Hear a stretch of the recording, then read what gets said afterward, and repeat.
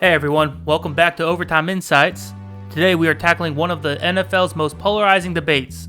Does Eli Manning belong in the Hall of Fame?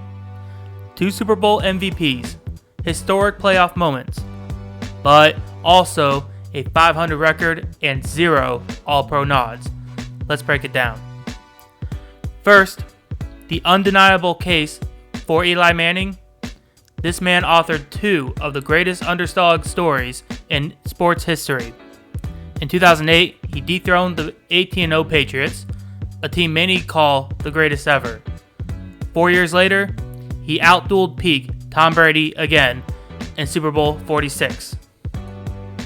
So like mentioning before, 2-time Super Bowl MVP, only 5 QBs in a league's history have multiple. He also has 210 consecutive starts, 3rd longest QB streak ever.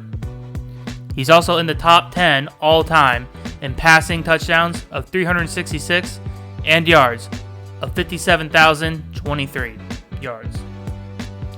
Supporters argue Eli's clutch gene and durability make him a lock. Hall of Fame voter Gary Myers put it bluntly, "You can't tell NFL history without Eli's Giants." And let's not forget, he did this in the New York market under relentless scrutiny. Now, the counter-argument. Critics say Eli's regular season resume is shockingly average. He had a 117 win, 117 loss record, career 500 player. He has 0 All-Pro selections. Peyton Manning had 10. You can make the argument they had similar numbers, just Peyton had the 1 in front of the 0. Only difference. He also had an 84.1 passing rating that ranked 47th at retirement. He led the NFL in interceptions 3 times and had 9 seasons with a losing or 500 record. Analyst Warren Sharp summed it up.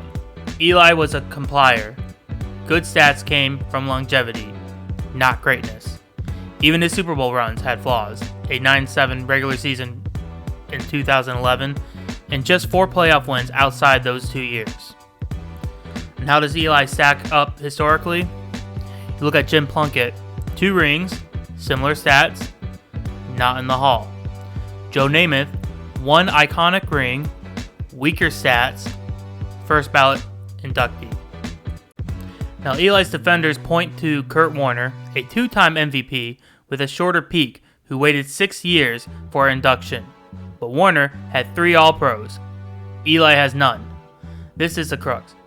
Does clutch outweigh 16 years of good, not great play? Let's get inside voters' heads. The Hall prioritized sustained dominance, not moments. Eli's lack of MVP votes and All-Pros hurt him in a stacked 2025 class featuring Antonio Gates and Jared Allen. Peter King was quoted, "The Hall is for players who redefine their position." Eli was a winner, but not a pioneer. With Drew Brees and Phillip Rivers eligible soon, voters might keep making Eli wait, just like Terrell Owens and Charles Haley did. So, will Eli make it? I think he will. I think there's an 85% chance he's inducted by 2030.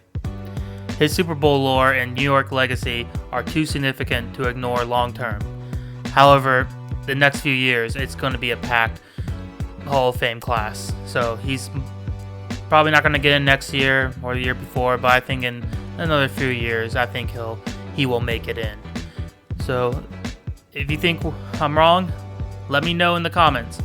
Hall of Famer or Hall of Very Good? Smash like if you want more debates and subscribe to stay in the loop. Thanks for watching. We'll see you next time on Overtime Insights.